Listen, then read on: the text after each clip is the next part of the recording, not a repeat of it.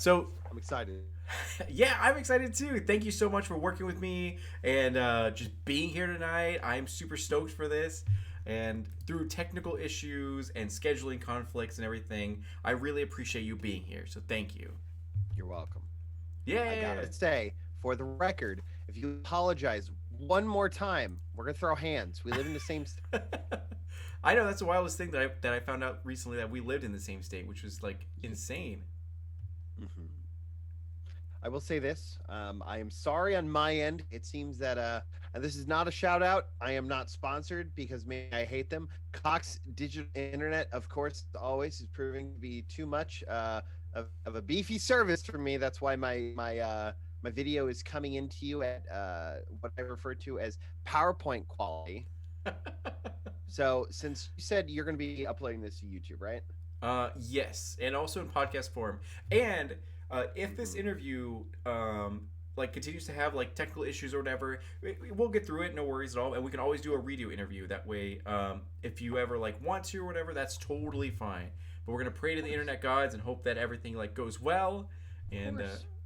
yeah, so I'm just gonna be doing something on the side here. Is I'm gonna record my webcam photo, sure, that's to where you can have a nice capture of my webcam, and yeah, you can superimpose it over a YouTube video later. yeah, that's great. Thank you. It won't be perfect, but I mean, I'm gonna say it's gonna work. So yeah, I'm here using modern solutions to adjust every problems. Nice, I appreciate that. This everyday being an ISP that everyone ever pays for, and it just doesn't like to work. I know we have those issues too. Ugh, God. All right, Yeah, cool. it's like yeah. Sorry, I stop being catty about my ISP. I apologize. I'm ready You're when you good. are. You're totally fine. You're like, all right. So going to the first question, um, could you take a moment to introduce yourself and your brand?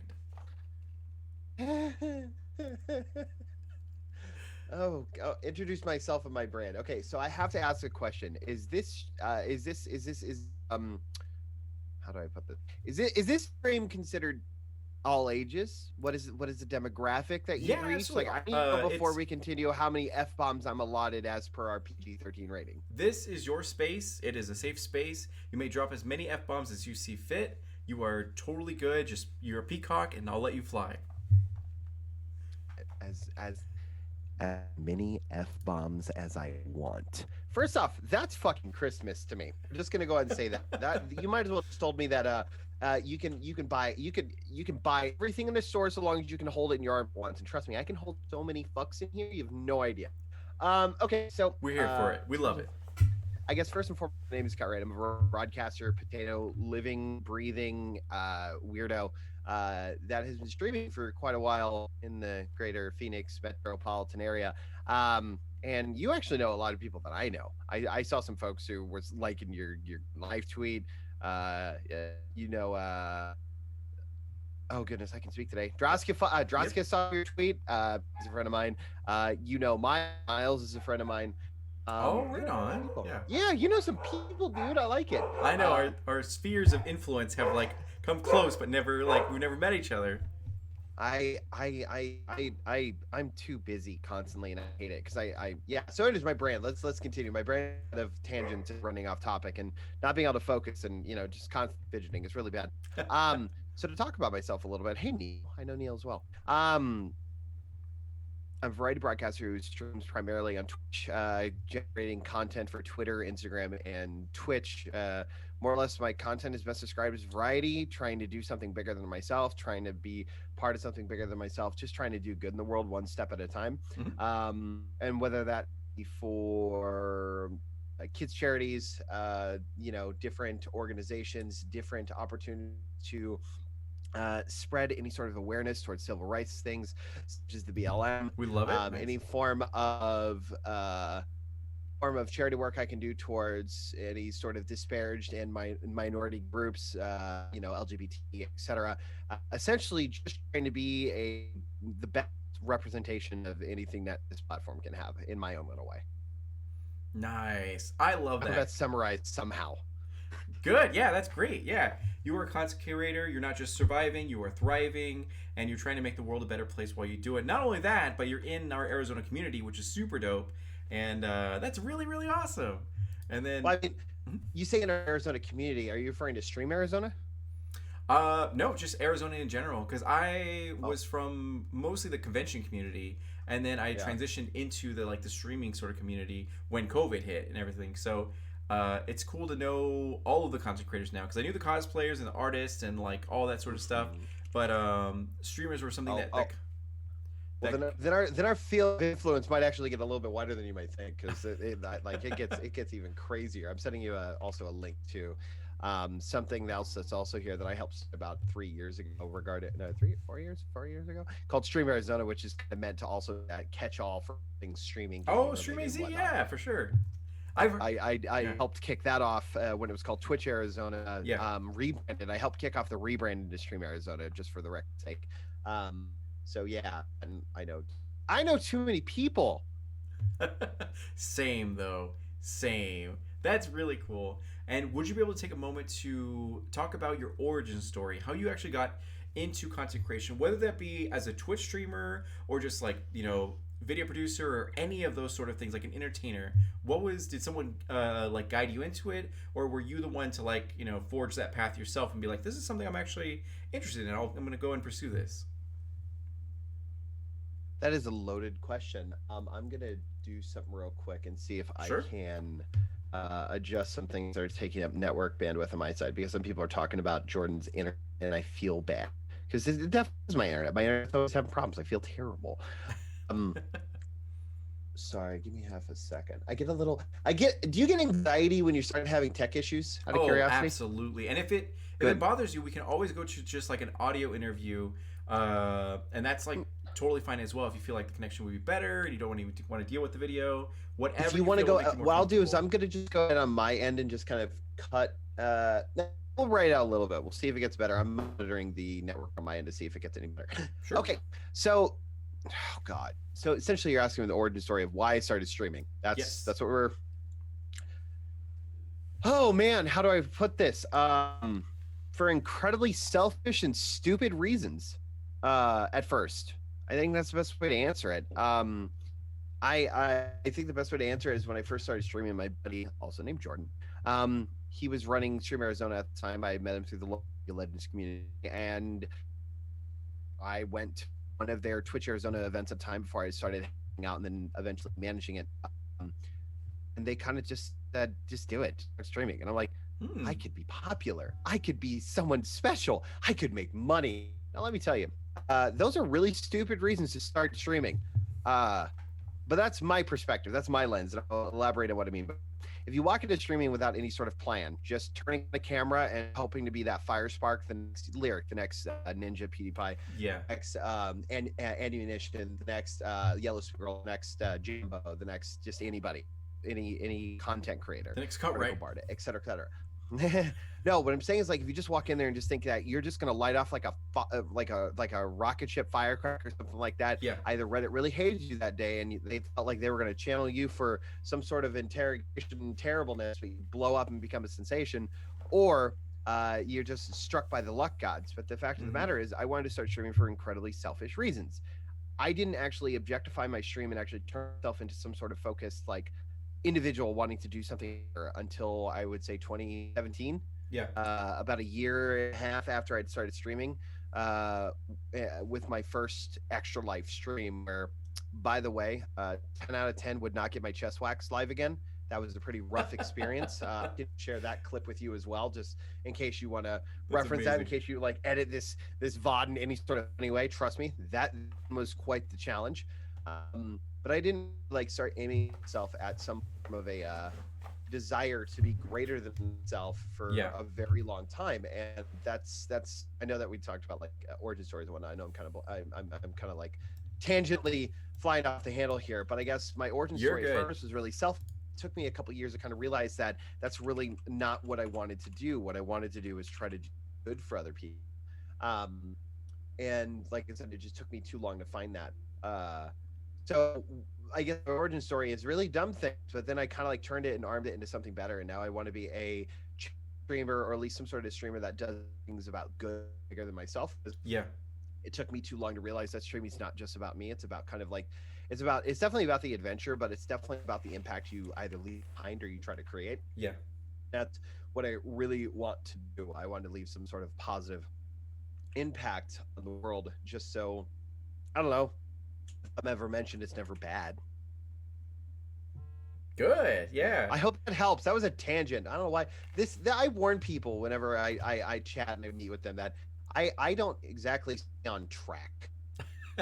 You're good. You're complete. This is your space. This is Cutwright hour, and if it needs to be 2 hours, that's totally The cool. problem This is they get Cutwright hour Monday through Thursday. I feel bad. It should be D'Angelo hour with no, featuring Cutwright. no, it's all good. So talking about what you said, it's very uh complicated and complex, like because from a lot of angles. So for me, I had the opposite reaction when I got into consecration, where I was like, I am worthless. I don't bring any value to anyone. I can't possibly ever get anyone to like watch me or like my content. So therefore, I'm not even gonna try to stream. Whereas you, like self-admitted or whatever, that you were on the opposite end of the spectrum, where you were like, Yo, I can actually do this, and I will thrive at this, and I am going to get accolades, and all that sort of stuff. So Well, see, it's that's the thing is I didn't the first year. yeah, The first year was me streaming to an empty room with a couple people that would come and hang out every now and again. I yeah, think one of the first raids I ever had. I know Cinemer came over from. They go by Fantasy Banjo, but at yeah. the time they were. Same with me. God, Same with me. Tony and Rob. Huh? Bites and brews. Yeah, Bites and Brew. Thank you. Yeah, yeah. Zen first originally came over. That was until after a couple of meetups and stuff. But when it came down to like how my stream first started out with, I absolutely thought I was going to be this massive failure, small streamer that was never going to go anywhere. yeah, I was surprised I even turned on a webcam because originally I was never going to use a webcam, yeah. which was all sorts of weird. Anyways, as you were, sorry. No, you're good. So I feel like it's a lot of different like why people get into consecration in the first place. Why do they pick up something? Because thinking about being selfless and just be like, I'm gonna just get a computer competent enough to stream and buy all these games and sit in front of this the camera to do this for nothing in return. It's a weird sort of mindset to just like start and go and do that. So I feel like everyone starts off with a flawed perception, but it's awesome because you and I are now here at this point, like with hard-earned wisdom, and have become better versions of ourselves from when we first started that hit stream button so many years ago. So it's like it's cool to hear about your origin story and the mindset that you were in. Like Cutwright was in. When did you start streaming? Mm. So I always there's always some complication on this. Yeah. So I streamed for quite a while, and I was just disjointed random streams every now and again. But I didn't start streaming officially on schedule till late 2016 or 2017, right Okay. between Yeah. some unemployment from work. I was let go for 2.5 months, and I then kind of really boreheaded, just really calendared and scheduled streaming. So we've been at it for about 5 years now. Damn, nice. It's amazing to see you like thrive because of this. Like I said, like a lot of people every time admittedly, and I'm sorry to say this, but like before this stream or before Sen like had mentioned you, I didn't know who you were like at all. I never heard your name before. And yet I come to find that like Tony and Rob and Sen and Maggie or Dreskia and a bunch of other people are like, dude, Cutwright's amazing. He's like so cool, and he's like this chillest dude ever, and all this sort I of. tell them all the time, "Wow, you're so wrong. I'm a terrible tyrant." No, you no. get too much info. You're good. Yeah, this is 2021. We will not self-deprecate. We're just going to appreciate how amazing we are and how much value we have and how valid we are. So, you're amazing, dude. Your reputation precedes you. You really are incredible. So, yeah. So, as a content creator, we can often find ourselves working beyond our limits and ultimately burning out. What are your own self-care techniques to ensure that your mental health is like solid for when you are creating content or just living your life and everything? Frequent canceling of my stream. I wish that was a joke. No, not serious. So I'm gonna dox myself a little bit. I'm out there. Anybody can find me. If anybody looks up Cutwright, they can find my name pretty quickly. They can find a recent news article published in the Arizona Republic that was about me, even as a portfolio piece. If you Google my name, you'll find out. Congratulations, by the way. Yeah. Thank you. I work for a very large chain of colleges out here. I'm an audio video manager and a project coordinator. I work as a 6-man team, and my job Monday through Friday is stressful. And then amongst everything else, my self-care techniques is I only stream Monday through Thursday. I Yeah. leave my weekends for loved ones and friends, and I try to um, step back and have time. I tried streaming almost 6 days a week when I first started, and it was a miserable experience. Yeah. Um, I would be short, shitty. I would bring my negative attitude to the actual stream. I would go ahead and um, it really wasn't fair. I'd be playing because I'm a very multiplayer focused community content creator. Like I'll Yeah. get into my own little single player game. So I really like playing with other people. But I found myself self timer. People say I'm chill. I never understood that. I'm kind of an intense person when I'm gaming with people because I become a little competitive and a Yeah. little salty. So when I say that I'm really chill, clearly means they've met me outside of gaming. Um, because I would sometimes, when I first started, when burnout was real bad, would take my negative attitude to the stream people I was playing games with, and that just wasn't fair to people. And that was a very harsh reality I had to learn when I had a moderator who just kind of like um, set me aside. His name's Witness. He kind of set me aside and say, "Dude, when you have a negative attitude, you bring it to everybody here, and people don't want to watch that." And it was probably some of the realest information that Wow. ever got said to Yeah. me, and I needed to hear that from a moderator, someone that I trusted. Witness will always go down in the history books as one of the mods that I truly appreciate and value the information he used to share with us. Jason was great like that. Yeah. It's like I needed that information to be told, dude, you're kind of a dick. Calm down. I was like, fair play. Okay, take that. I'll take that L and run with it. Yeah. So yeah, my ability to stop burnout is that I try to frequent IRL events. Obviously, COVID has ruined that for me this year, and it's been Yeah. really. I try to. I really need to learn to stop using this during workday, my cell phone, and being on Twitter and being on everything, and Yeah. just being so tuned in. But I guess there's a point where you just kind of have to be. Um, and I try to limit the amount of time that I actually do focus. I know that sounds counterproductive, but I try not to overdo the streaming to where I feel like this has become a job and I have to turn Yeah. on camera and I have to. I'm very blessed to have a job outside of streaming, which I know not a lot of people are. Not a lot of people are that thoroughly blessed right now, and I can only everybody who is just trying every day to carry on with what's going on in life right now because I Hmm. know it's incredibly challenging right now. I know that we're living in an immensely difficult time in world right now. Um, so my job and my separation and just kind of setting up very compartmentalized time chunks for what I'm doing that Yeah. I believe help me not burn out. Yeah, and that's so wise because a lot of times they'll say that if you don't take care of your like health or whatever, or if you don't take time to take care of your health, then you're gonna have to make time to take care of your illness. And that's the same thing with your mental health as well. Like if you suffer a breakdown, then it's like or burnout, then you're gone even longer. Or every stream that you do, everything you touch will be like half-ass or half measure and all that. So it's that's very wise to say like, what are my limits? What do I need in order to function as a human being? Like, let's go ahead and set that aside. So that's really good advice. That's really cool. And perfect. And you kind of mentioned this as well, so I'm gonna like go straight into this. So we know that you've accomplished a lot, like so much during your career, but there has also have to been some L's that you've had encounter like along the way that you've no doubt learned from. Now, the first person I interviewed was a woman by the name of Eliana Murillo, and she put it beautifully that L's no longer stand for losses; they stand for lessons. So, what is the biggest lesson that you had? What happened, and how did you what did you learn from it? Sort of. Oh goodness. Wow, that's a lot. That's a lot to kind of unpack there. Lessons and things I've learned over streaming is, I guess, probably the largest thing is don't set my expectations too high.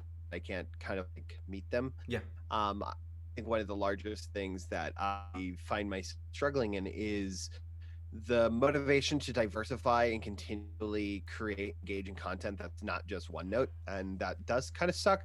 But I turn that into something that's a little bit more. Um, so let me rephrase what I mean by that. I get genre locked too much. I call myself a variety streamer, but I find myself streaming R6 every week, for Yeah. example, Rainbow Six Siege every week. I love the game, but the problem is like not everyone loves that. I want to be a variety streamer because I want to bring everybody in for that potential of conversation and try to have everyone come in and enjoy themselves and have something you want to talk about, be interested in, just have that drive to enjoy. Yeah. Where I'm trying to be the focus and what I'm doing is the byproduct. And I guess I'm trying to learn how to properly develop that. And that's the constant L that I am dealing with, is how to attract that greater audience, because I'm blessed at the core. This isn't a flex. This is just the honest truth. I have a good core, Yeah. 20 to 30 people I can count on seeing throughout the week, if not That's all at the same awesome. time, that I Yeah. know will come by and say hi, will want to visit, will want to chat. But the thing is, like, I know I have that core, but how do I capture the other Hmm. 100, 200, How do you etc. grow from people? that? I Yeah. don't I don't know how to do that. And I know that there's a lot of cookie cutter ways that stream reaches in everyone. And this is not a dog pile on anybody. I admire anybody who's willing to try to teach any streamer or any content creator, or any amateur, anyone who's trying to get into the space, break in this. But how do I cast that wide net Hmm. without selling out or doing anything that's just like what everyone else is doing? Because I used to describe myself as, oh look, I'm another bearded cis appearing white guy on the internet. Hmm. Come watch me. It's like, eh, that's really not who I am. Yeah. I had segued earlier about how I said I was going to turn on camera. I was actually going to be a faceless content creator for the longest time. I don't know if you've ever taken a good look at my logo, but that's not a smiley face. That's a dude wearing a mask. Yeah. Wow. Because Okay. I was going to be a faceless content creator. I was never going to use my face. I was just going to keep up this facade of a smiling disposition and always trying to be not positive and positivism, all that. Hmm. No, not fake positivity. Just being positive and trying to be an outgoing, exciting person without sacrificing moral compass, meaning that Yeah. I'll never not be the representation of myself. I'm not going to bring doom gloom and be on camera to try to make everyone else feel terrible. I want to be that Hmm. space where everyone can just kind of feel like a good mood and they're enjoying themselves. Which, by the way, when I'm a salty little miserable bitch, is not a good time. That's just the honest truth. Yeah. Let me tell you, I forget sometimes why I made my logo and why I tattooed it on my permanently. Yeah. Um, so why would I say tattoo on myself and then throw in permanently? The inference is You're that it's good. You're permanent. good. It's a tattoo. Sorry, I just catch myself with these sentences I You say. can do no wrong. This is your I, space. you're right. I only do right. It's like I'm named Cutwright. Exactly. I had to. But it's Sorry, that's so dumb. no, you're I good. couldn't You're help myself. good. So I guess some of the more personalized L's I've taken is that I how do I put this? I need to participate in more charity. And I know that doesn't sound like L, but to me it is. It feels like an L. I need to try to be more involved in anything I can sink my teeth in. Yeah. I think one of the largest L I kind of took in my career recently, and I'm going to kind of turn it into a. It's going to be spun slightly, so I'm gonna preserve a couple names here. I'm going to preserve some names of organizations and preserve some people, but I will say what I did so it makes some sense. At the peak rise of the BLM movement last year, I was a little outspoken, and we're gonna preface that super lightly. Hmm. I was a little outspoken. I'd gone down a couple things down in Central Phoenix, and they were all for the cause, not for the gram. Hmm. Things weren't just posted because I'm not out there trying to. Oh man, I want one more like for my BL. No, fuck that. There's a lot of injustice in this world, and frankly, I'm more than happy to sacrifice my body and life for that. Um, I got a little vocal online one day, and I used a slur that I didn't mean. I referred to people using the phrase MAGA Hmm. with a itism at the end for people who are on any sort of spectrum. And I phrased it together, which was incredibly wrong, and I got gaslit by a community member. But you know what? I kind of deserved it. I understand where we're coming from, and I think that was a big L by letting this is how I'm flipping it Hmm. into something that makes sense, is feeling that my passion can deserve the justification of my language when it shouldn't. Hmm. They shouldn't be. While you're impassioned, you're empowered to want to say something that is might sound really funny in your head, and you're trying to be sort of impact to try to make people see it and retweet it and something like that. It shouldn't actually hurt people. And I think one of the largest Yeah. L's I've ever taken in my career is I use phrasing that lost friendship, that lost connection, not connection, I wouldn't say that, but lost the ability to participate in things, and that hurts. I won't say that I miss the people running it because I feel like I was taken advantage of for free work and free stuff for years. Mhm. Um, is what it is. And I will say that, I will repeat that, I was taken advantage of, but them cutting ties with me in lieu of that language does make sense from a business perspective. I just don't like Mhm. how it happened.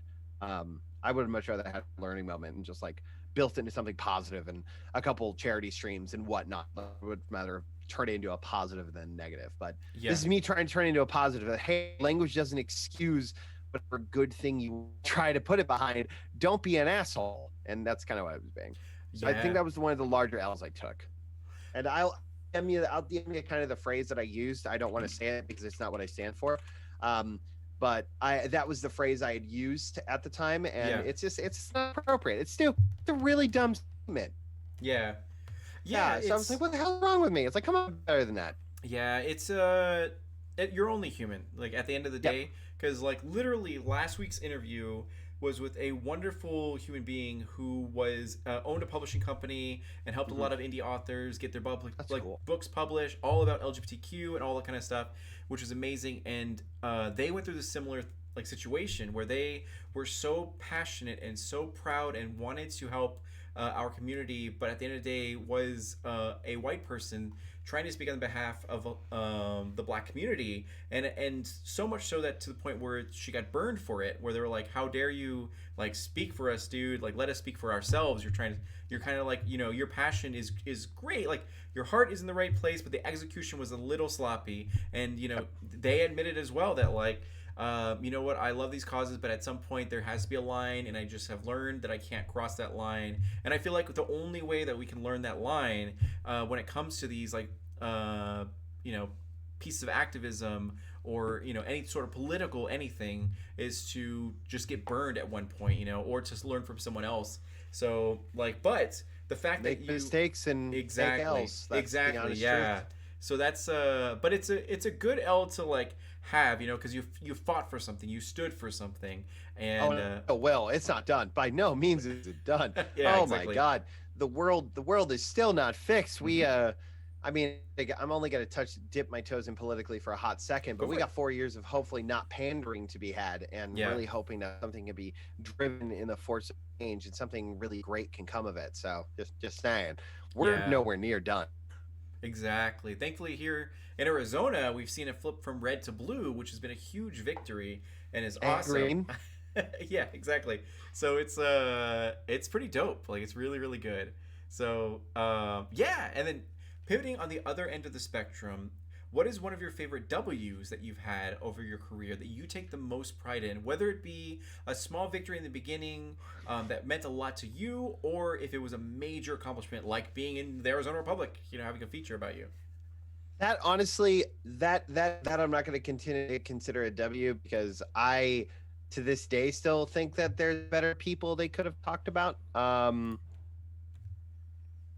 Oh, sorry, I just saw a pop up for Yeah, same with Zoom me. come. Same with me. Okay, wonderful. Okay, moving on. I think there's better people that Beth could have chatted with, and I really hope that she does here in the future. I gave her a short list of people to chat with, and I really hope that she does. But I think one of the larger W's for the year, or rather in my career, was actually 2020. Now, hear me out Mhm. before they bust out the torches and pitch. 2020 was a really shitty year for everyone. I know for me, I hit peak weight, 293 pounds at the end of March. I'm slim down under 250 again, and going to the gym trying to go to the gym pretty regularly. I'm gonna preface that. But that wasn't my W. My W was in the realm of charity, and where in the year of 2020, between all the different cohorts and collaborations, I raised $5,000 for charity. Nice. Um, Wow. yeah. So, and that's throughout a year though. Wait, $5,000. Am I mixing up my brain here? Hold on. No, that was between like $2,500 for charity between the 2020. It was 5,000 between the year before. And sorry, Oh, I right can on. do Okay. this Yeah. today. My You're good. goal for 2021 is to raise $5,000, Yeah. which is to essentially meet the goals of the past 2 years and then exponentially grow that. That's going to be a challenge. Um, but I think it was the actual charity participation I got to do last year, which was the W of the year because I got to participate in so much. Hmm. I got to participate in an amazing event called Scarecon, which is ran by some incredible streamers and incredible community managers. I am Mm. Brandon and Ravenheart being two of them. And it was a fantastic opportunity to raise money for St. Jude. And I will say I am very much a St. Jude lover. And I really enjoy working for St. Jude and trying to Yeah. do stuff any we can. Um, so yeah, I think that was probably my W of my career is just the opportunity of last year of just being able to participate in so much more charity because like, well, I'm at home anyway, so might as well. Yeah. Absolutely. Like, Yep. yeah, using any negative space to turn into like positive spaces is incredible, and that's so good that you were able to use your skill sets to make a real difference in this world. And yeah, it's amazing. It's really cool. Mhm. Thank you.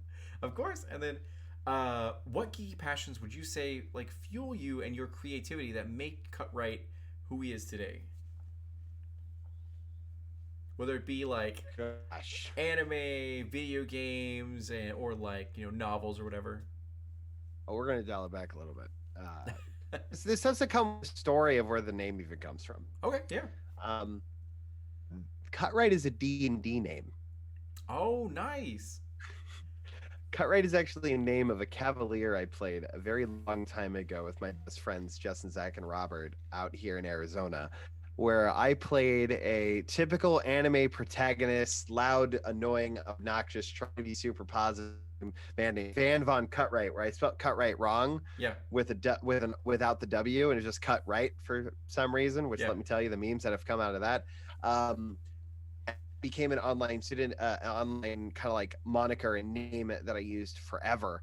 And I guess what kind of fuels that concept of just what I try to bring is it's not so much gaming specific or nerd culture specific, yeah, pop culture specific. It's really just ambition. It's the ambition to try to just keep being in the right place at the right time and try to do good yeah, at whatever crossing or benefit that I can. And I think that's what I want to do. I just want to try to bring good at some point in some way. And that can be a challenge, but I mean, I've had amazing opportunities. Like, for example, random tangent here. I got to work with Alienware. Alienware had or Dell specifically, Alienware, hmm the product, had a mobile broadcasting studio at a few of the conventions out here in Phoenix. Phoenix was that Fan Fusion? Phoenix Fan Fusion and Game on Expo. yeah. I got to work with them. We met. I was managing streamers at the time, and we were providing talent for the truck. Um, Oh, wow. Yeah, what I mean by example, right place, right times, amazing, talented content creators to go and actually participate and stream and stuff. But we also got Roadhog one year. oh, really? He was a voice actor at Game on Expo one Yeah. year, and we just kind of walked up, and Roadhog was actually one of my first channel emotes that I ever had. And we walked up to Josh and asked him if he wanted to play with Overwatch pros because we had a guy named Wolf who lives out here. He was part of Gale Force and usually played games with Aimbot Alvin in them at the time. If you're familiar with professional Overwatch before pre-Owl League, right? Um, Overwatch Yeah. Overwatch League, pre-Owl. So he was with Gale Force at the time, and he was top Grandmaster Tracer, et cetera, et cetera. And the voice actor for Roadhog was down, and it was really great. And I mean, what I mean by this kind of like experience of being able to just get involved in cool stuff is, Josh Peters, the voice actor for Roadhog, was an amazing night. Being like, oh my god, he's one of the most sweetest people I've ever met in my life. They And usually his son, are. his Yeah, son it was has a YouTube surprisingly. channel too. Yeah. His son has a YouTube channel too, and he's like super fucking proud of his son, and I love that. It's really just sweet and inspiring. Josh DMs me one day on Instagram after I post some great stuff. He's like, "Hey man, make some stuff for me." I was like, "Yes, Wow. He's like, yes, I anything you will." want, please. And I want no payment. Let me just do this, please. And he'll just sometimes DM me on Instagram to play games with him. And you know what? That is just a cool fucking experience. Like there was Sabotin con. That's a W. Yeah. Him and the voice actor for Junkrat were having a con, and I got in because a buddy of mine was working the door, so he gave me a pass. And I sat in on a panel, and then I got in line, and I'm with a couple streamer friends and a couple just civilian friends, as I call them, the outside friends that Yeah. are part of the streaming world. I walk up to him at the table, screams Cutwright, jumps up from by the table, runs around and hugs me. And I'm like, this feels good. Oh, yeah, this feels good. Right? I got like two different sides of mind staring at this moment, like, what did I just watch? And I'm like, this feels really nice. This identifies the acquaintanceship that we have. This just feels good because it means that he at least remembers my username, and that's awesome. Yeah. So yeah, Damn. we'll try to play games. I try to play games of whatever I can and rate them whatever I can. So that's a fun little story. All right, I know I kind of prattled off there. No, you're good. That was amazing. That's why we're here, to hear about your victories and how amazing you are and all the things that's happened over this journey Well, that see, you took. that's the thing is that being a broadcaster and also being a multiplayer broadcaster, I attribute my victories to everybody else, and I Mhm. mean that in the sense of I am nowhere without the people that I've surrounded myself with or try to surround myself with and try to have in my life and my community. Because for the fact of the matter is that it takes a village to raise a child, and damn it, I am Mhm. that child. I am that man that is being raised by my community and lifted Yeah. up and tried to be turned into something. And I can't thank people like Denver, for example, even connected with you to say, hey, just chat with this guy for 10 minutes. It's like, that's fucking amazing. Thank you. You didn't have to do this then, but you did. And I appreciate Yeah. that. And I delete your every time you post pog in my Discord, I delete it. I feel bad now. Um, no, in all Amazing. seriousness, and it's like it's it harkens back to my first 100. I mean, my first 100, my first 1,000 followers. And I know this will sound weird because I'm going on another tangent, but it's me Go and for two it. mods one night streaming PUBG back when PUBG was a thing. Yeah. Remember PUBG? Yeah, I remember. I'm just randomly queued up with some person named Kaylee with a 4, and I'm like, I'm just we're in voice chat and we're in Discord, me and my mods, and I'm Yeah. like, hey, if it's not a problem, and I'm streaming right now, and we're just in a Discord, and if you want to communicate, we want to win. If you want to communicate with us, I forgot to turn off auto matchmaking. Go Yeah. figure. I had one job, right? Um, and this person was like, "Oh, do you have a lot of watch?" I was like, "No, it's not really a matter. I'm just having a good time. I just casually stream." Yeah. They asked if I was a big streamer. I was like, "No, I'm just here to have a good time." That person pops in my chat with a check mark, right? And I'm starting to get a few followers. I'm really not putting two and two together right away. I'm like, Yeah. I thought back on that moment many times, and you know what I thought to myself? I'm glad I wasn't a fuckboy egotistical jackass, because Kaylee has been a really nice person to me ever since. And it's one of those moments where it's like, I think that's a defining moment as a streamer, is how you behave and how you treat yourself. Mhm. Are you a fake clout monster, or are you just somebody who is genuine and is yourself? And I really try to teeter on that genuine and is myself, because God damn, did we get her that victory and play with her several more times that night. And it led me to even meet a couple other amazing people, amazing musicians, amazing people, content creators, etc. I attribute to just like sitting there and like, I'm just me, man. I'm here vibing and having a good time. Yeah. We want to be able to get you this W real quick. So that's what I'm saying. I kind of attribute my success to others, because I don't feel like it's mine. I feel like the success is being able to impact and create that desire to be able to keep coming back. Yeah. And that's where that feeling of success is for me. That feeling of growth and feeling of purpose is that positive impact anyone puts with either my username or my yellow logo, which, this was a tattoo I got my first major charity stream I did by myself. Yeah. This right here, this logo, this is TOS friendly, I promise.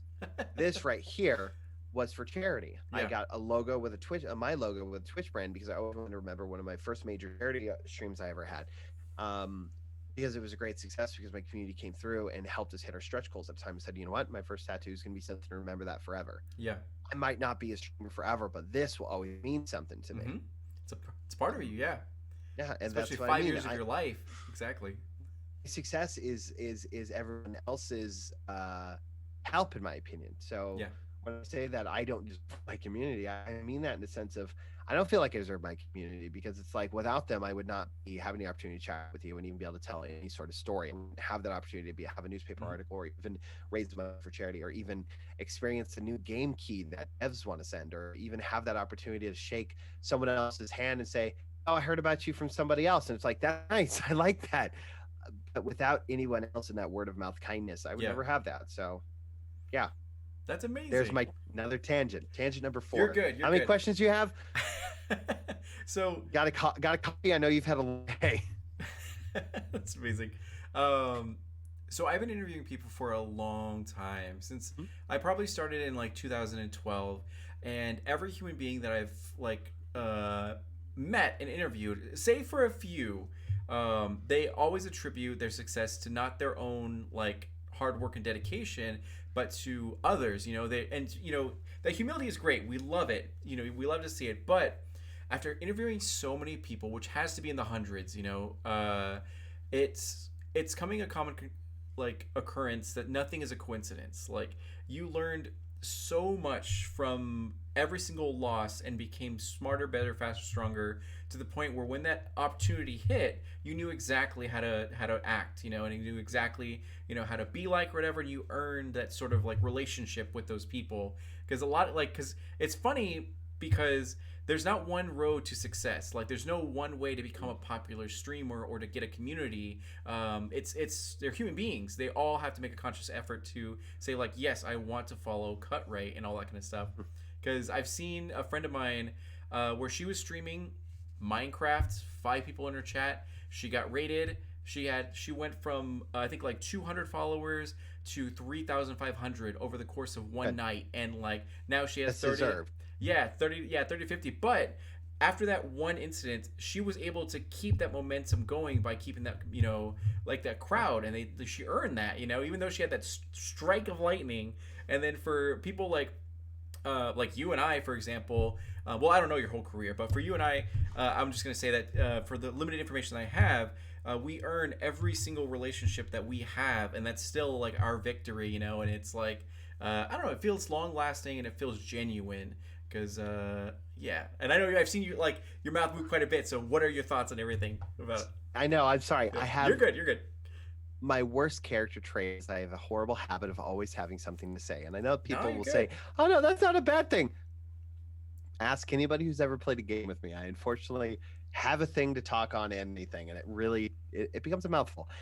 You said something to me that actually I used to teach in a sense of when newer people would ask when they start streaming or when they start doing stuff or participating, doing stuff with other people. Yeah. And because you kind of said that, like you kind of said something to a moniker that I used to tell everyone of I treat it like act like we've been there before. Hmm? And that was something I learned when I was on the soccer team back in high school. It was one of those things where it's like if we ever had a win, jeer like jackasses and make the other team feel small and diminished because at the end of the game, this is just high school sports. Yeah. My coach taught me this is just high school sports, guys. Don't act like you're the best. You might have won that moment, but win with grace, pride, and act like you've been there before. Mm-hmm. Don't make these kids go home and hate themselves because they have ambitions too. Yeah. It's act like we've been before. And I've always tried to push that concept of act like I've been in this position. Don't make it to where you're insufferable. No one wants to be around you again. And just be a representation of yourself. Yeah, exactly. I try to always live that life of just act like I've been there before. Don't fake it. By no means fake it. Because real recognizes real, which I learned from my buddy Paul back in the day. He's the partnered broadcaster on Twitch, which I'm gonna tangent into yet another damn story. I'm Go sorry. for it. No, you're good. Go for it. In 2016, I had been following and watching a streamer by the name of Ice Prime. It starts with the one, and everything else is spelled the same. His name is Paul, and he's an incredibly nice, positive dude. A little weed friendly, really fun guy. I really like him. I've got a sticker on my monitor. He's one of the few streamers that I keep merch for on one of my monitors because he taught me a lot of things that I'll always remember. One of the things he always taught me was real recognizes real. You can always kind of tell people that are just kind of in it for some kind of crap, quick second validation are going to bounce as soon as they hit their success. And I always appreciated that. When I first saw Paul in person, he was streaming at the Intel booth, an actual partnered space back in 2016. And I just walked up and waved at him from outside the and him and his wife at the time were streaming, and they just stopped me and dragged me into the box and put me down in his chair. I'm like, hello. I was scared. I'm like, I'm a nobody. Yeah. And what are you doing? It's like, I'm not even like sub to you at the moment, but you're treating me like this, you know? And it was just incredibly nice and humbling. Like this guy doesn't know me from Abe, and yet he would have the ability to be the same kind of person that he was on the camera, outside of the Yeah. camera, and just show me respect and kindness. And my buddy AJ at the time, who's now an amazing, fantastic, wonderful Twitch museum. His name is 24K. Oh, he's 24K Brown Magic. He was Brown Magic Priest Oh at the yeah, I've seen time. his stuff. Yeah, he's a musician, AJ's right? amazing. Yeah. He plays an Austin show. AJ's a friend of mine out here. He lives out here, by the way. Mhm. Just so you know. I met Nice. AJ forever ago when he was a photographer for us, Yeah. musician, not museum. Sorry, Stenheimer. He was a streamer out here, and he blew up, and it's amazing because he's fucking talented. He Mhm. deserves that. But before then, he's in my DMs. I forget if it's on Snapchat or something. He's like, "Oh my god, are you at Paul's channel right now?" Because he used to watch Ice Prime as well. I Yeah. was like, "Yeah, hi." I was so weirded out, but it was just so nice to just have that moment, just with someone who I felt be my peer, not Yeah. my mentor, treat me as if I was a peer. Excuse me. And it was just one of those moments where it's like, oh, this is one of those moments where I want to remember and live with this feeling of being myself on and off camera, and Yeah. trying to always teach that and just make sure.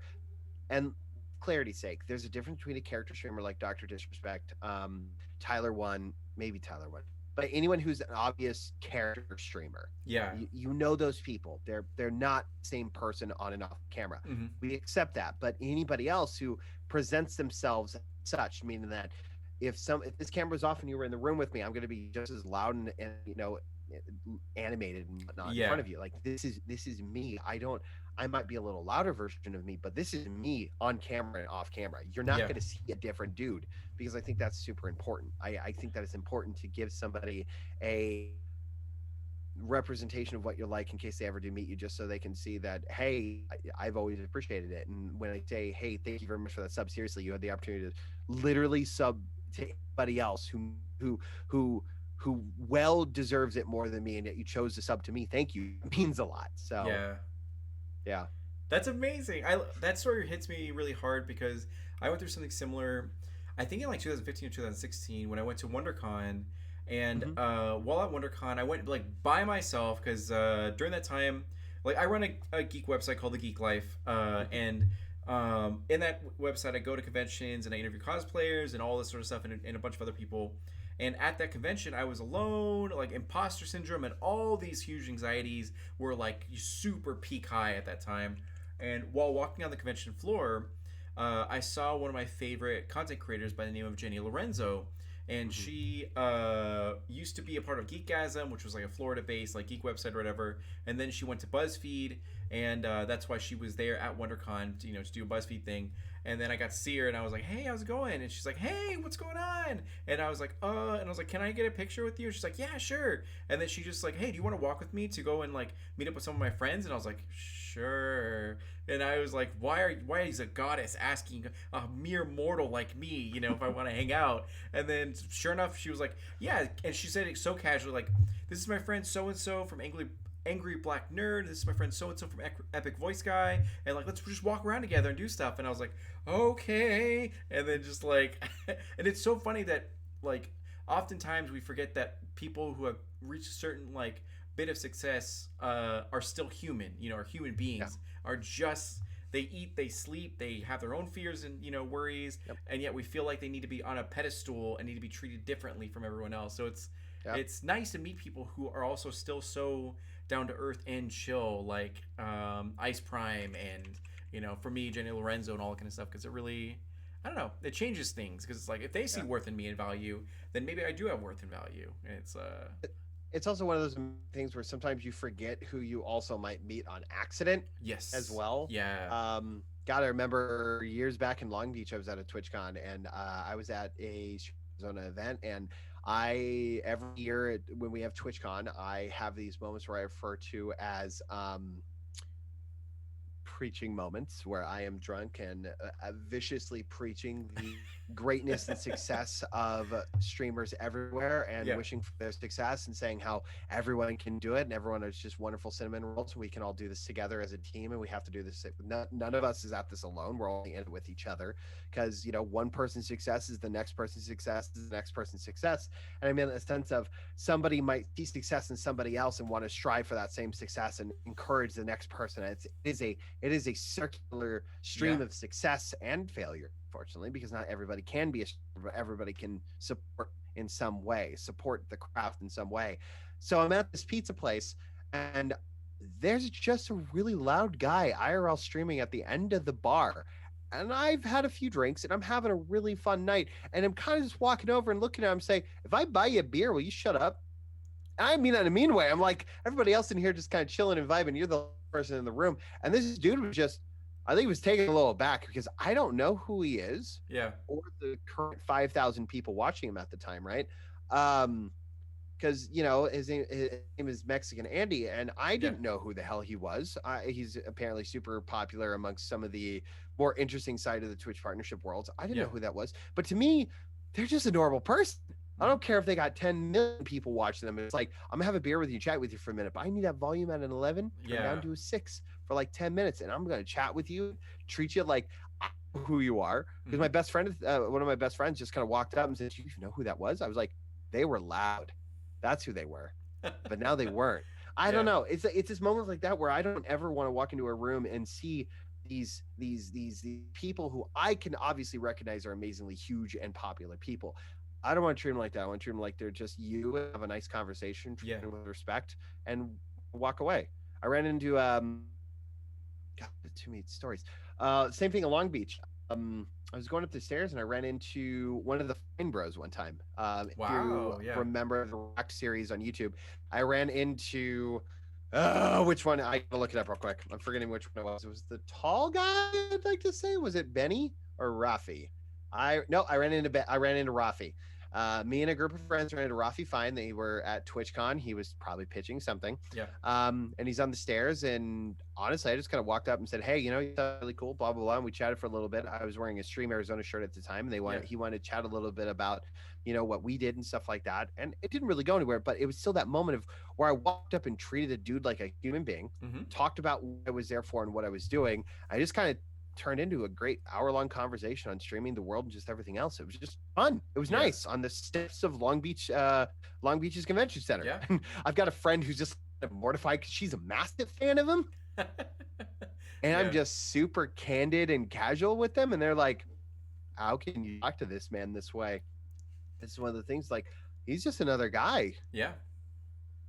you know. And a lot of people appreciate it, when they get to that sort of level. Because my sister, she works for BuzzFeed as one of their actresses, and she gets like tons of accolades and tons of all this That's stuff. really cool. So she appreciates when people are just treat her normally, instead of having to. Because the moment that someone acts like a fan, she has to be quote unquote on, and then be like her best to be, whatever their image of her is, rather than just being like, yeah, you're a human being at the grocery store, cool, let's just, you can buy your cabbages and all that, whatever else. So that's the thing is, I think I would have a few freakouts like that. I think I'd lose my cool with a few people. Yeah. I think if I ever ran into Franco, for example, I'd lose it. I wouldn't know what to say. I think he's just such an amazing. He's definitely one of my main choices of news on YouTube, and I would run into him. He kind of identifies like everything that I stand for, as far as like presenting an unbiased, really honest, straightforward opinion on things, and try to not play that political fence and try to be non-biased and just morally sound person. And I think to myself, could work for that if I had any interest in journalism. Done, no problem. Be my boss, sign my paycheck. I don't care. I think we all have those people like that. It's like a majority of people we're like, yeah, we're cool with, and then that one person is just like, we meet them, we're like, just melt and turn into a huge nerd. So yeah, that's really cool. And okay. So going back to, you said you started in like 2015 with streaming, is that correct? Oh God, when was my account creative? Hello, hold on. I can click my name in Twitch. This is the cheap way. Oh no, I guess I can't. They used to like when you started streaming and when your account was created back in the day. Cutwright account age Twitch. Sorry, I know this is silly, but you can actually search it up using a variety of things. So, oh, wait, I can't. How do I? Anyways, you used to be able to. I started officially streaming at the end of 20. Oh, I'm going to Oh, draw here it the is. Account a light created from it. March 27th, 2016. Yeah, Sounds so right. 16. I didn't really get started streaming until like really hardcore till the beginning of 2017, almost Yeah. through 2017, right? Um, I didn't really get launched in shooting at it though. That's the thing. I really didn't get really started until like almost the end of 2017. Yeah. So Still. yeah, that's kind of what started. So let's go back to 2016 Cutwright. On Sure. March 27th, if you could walk into a room and sit down next to him and give him a piece of advice that you're like, look, this is what I have for you. It will make your journey like easier. What is that piece of advice that you would give yourself? I got like three pieces of advice. Go for it. You're fine. Okay. I guess the first piece of advice I would say is everything's going as planned. Mhm. Um, that this empty room is normal. I would tell him to not give up for sure, and that this is going to be hard. I think tell him first is just those kind of things. Like, this is going to suck, but you got this. I promise you that you do. I could travel back in time and just have a beer, say it's going to suck the first 6 months. Yeah. Damn, is it a fun 6 months? Um, I would tell him that upgrading your microphone would have been priority. Because I stream on a headset mic. Yeah. Shout out to my Logitech. Hell is that actually? I don't know where it is, but my first ever headset I was streaming with.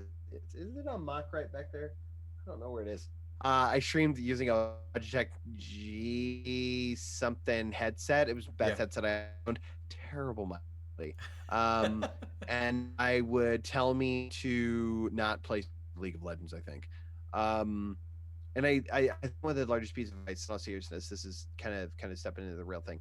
Don't be so shy and scared, because I started really, nervous to talk about anything sexuality in my life, my political standings, my civil rights opinionated standing. I was afraid to get opinionated, and I think that's my problem. And I'm going to get a little for a second. This is going to relate to current events on Twitch. So bear with me if I drone on. Go for it. You're good. I am of the impression that if you have a platform, you should at least make an attempt. I thoroughly disagree with Ninja's position that when he says it's not his job to teach civil rights. Mhm. Only say in the sense of, sure, you shouldn't be teaching them. However, you shouldn't be afraid to share your opinion for lack of trying to save face value to save half of your viewership, so to speak. Mhm. Let's just assume 50% of the world believes in one thing and 50%. Let's just live in that fantasy for a second. Mhm. You shouldn't be afraid to lose half of your audience. You should not be afraid to voice your opinion, stand for something, and make sure that your audience, your young, impressionable audience, at least understand, hey, the guy I watched this. Yeah. Okay, think about that. Give an opportunity to share some perspective that might shape and frame the world to some degree narrative. I believe that people like that, when they say that it's not their job to teach blank regarding blank, especially something as impacting as those rights issues. To say I shouldn't have to teach the kids that watch me about racism and stuff. Mhm. I think that is a dangerous narrative to share, because you could literally just talk about it for 5 minutes, have a conversation, and say, yeah, this kind of sucks, and this is why this is bad, and this is how I feel, and so on and so forth. Because you're going to say is going to carry a lot more weight than parents right now, because you're their fucking escape, man. Mhm. You're there. They sit there and watch for hours at a time, watching you. You're teaching them more than their parents are right now in your own little way. Mhm. They're going to take what you say with almost a higher authority, because you're the man on the scene, sitting in a position of power, sitting in a position of wealth, influence, and narrative. Take a second. And that goes with anybody who has a platform. If you're passionate about something and you want to sit with a group of and say something that you stand and are passionate for, Mhm. take a moment to also figure out how you craft it and post it online, and also have that conversation with the world. And you might put a weird situation. You might have some people that might not like you and shut the door on you permanently, but you know what? Did you need those people? Were those people your identifying audience that you wanted as part of your community? Was it Mhm. part of the people that you stood for, stood with, or stood about? Is that a proper representation of who you are? If you have a platform, you should talk about it if you have an opinion on it. Mm-hmm. Granted, people don't. I think that's a mistake. I don't particularly in phrase of I'm not political or I don't talk about politics. I think everybody should educate themselves. I'm not going to be the first to say, oh well, there's only one right way in politics. There's really not, but at the Mm-hmm. same time, there's a pretty solid middle of what seems normal, right? Mm-hmm. But to just turn yourself off in general is, in my opinion, it's my opinion, no one else. Not right. You should have an educated opinion and some sort of ability to talk about things. So to circle back, when Ninja, for example, said that, and again, this is my, and I know it's been beaten to death right now, and I'm just another dude just saying Ninja was wrong. I'm not saying it was wrong. I'm just saying they could have Yep. phrased it better and just like actually showed that he cared. And I think that was the problem. Is I know he showed he's cared in the past, but that couldn't just stay one time. It should be a consistent Yeah. stream of consciousness. That care should stay because people just marginalized groups, they need people, they needed him at that moment. They needed him to say something that was a little more impacting than the negative press he got everywhere. Mm-hmm. So there's no question, by the way. You're good. Advice that you give to yourself, but you like. Oh, thank you. Yeah, Thank you. you. There we job. go. You did a great job. Just I told Cutwright, just don't be afraid to lose, because you know what? If you lose, you weren't meant to be there in the first place. It means that you need to prune and grow your community, and it needs to be a representation of you. For example, when I tell people what my moderators have on staff are a representation of me. Mm-hmm. Not everyone moderators has my same political leaning, but you know what they do have? They have a core ideological viewpoint on politics, on right, on sexuality, on so many things that identifies with my viewpoints. Mm-hmm. I know they'll come to bat for me, defend me, and if I was standing on the line, they would be next to me. Mm-hmm. They might not vote on everything, but I'll tell you that a few of the ones that are politically leaning the same way also didn't vote their political leaning. Mm-hmm. So, I'm not saying I let anyone through that I would not. But what I'm saying is like my moderators are an extension of me. I want the community to be an extension of me as well. I want them to all feel safe, all feel good, all feel wise. And I want to make sure that Cutwright knew that prune, groom, and not groom's a terrible phrase. Sorry about that. Prune and grow and raise your community because it is important. But that starts with you. Don't be afraid. Yeah, that's a great piece of advice. And then one of our last questions, or I think actually our last question, where can we find you online on all your social medias? Okay. Twitch.com/Cutwright. Twitter.com/Cutwright. However, the I is L because my designer day, because I'm never going to get Cutwright on Twitch, on Twitter. It's a dead account that's been dead since 2017. They posted 3. I'm never going to get it. Random person too. It's a locked dead profile. So it's Cutwright in all caps for the I, which is actually a lowercase l. Designer tricks. It looks like Cutwright. It just looks like Cutwright yelling at you. It's pretty great. But luckily, if you halfway type through my username, it comes up. Oh, it pops up. So, yeah, right. It's just funny. And then Instagram's _Cutwright, which was my original or Twitter handle, which was funny because I used to.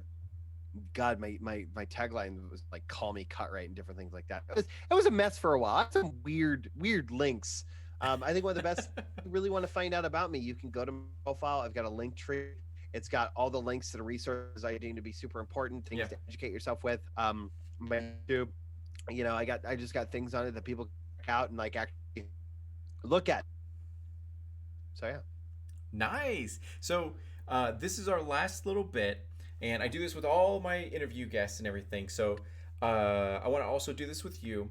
And this is a little bit cheesy, but Sen suggested you. I reached out to you. You said yes. So you're kind of like it's your own fault for walking into this. No such thing. So Cutwright, I want to take a real moment right now. Talk to you as a human being, from like D'Angelo to Jordan. Is that your name? That is. Okay, perfect. So did D'Angelo to Jordan, I just want to take a moment, if no one else has told you this year or anything like that, that you are valid in every single way. You are worthwhile. You are worthy. You've proven yourself time and time again that you are a good, hardworking man that cares about his community, that cares about his peers, and all of everyone else around you. You don't need to have any sort of imposter syndrome. You don't need to try to prove yourself to anyone. You've already won, have that W, and you are victorious in everything you've done. And I hope that you realize that in 2021, you are not a side character. You're not put on this earth to be a side character. You are the main character of this anime, and I hope that you thrive in every endeavor that you go into, and you will thrive as long as you bet on yourself and you remember that you got this far of your own hard work and dedication, and you will continue to thrive. So I just want to give that peace and that truth and deliver it to you, and yeah. I appreciate that. Well, I mean, I'm just gonna throw out my 2 cents though, because D'Angelo, you also are worthy of praise because you also are a champion for nerd culture, LGBT culture. I've seen some of the folks that you've interviewed. You've interviewed friends of I've met and actually physically hung out with. You have been there and participated. But I swear to God, if you apologize more time, we're gonna throw hands at a bar. Drinks will be on me, but hands will be on you. Understand that. Got it. I got it. I lock it away. Perfect. Thank you again. I would say though, if you are ever interested in particularly like expanding the interviews and trying to approach other things, there might be a gentleman who just posted in chat named Neil, who you might want to have a chat with because he is the chief operating officer for Raising Special Kids, one of the largest charity organizations for special kids, their parents, their families here in Arizona.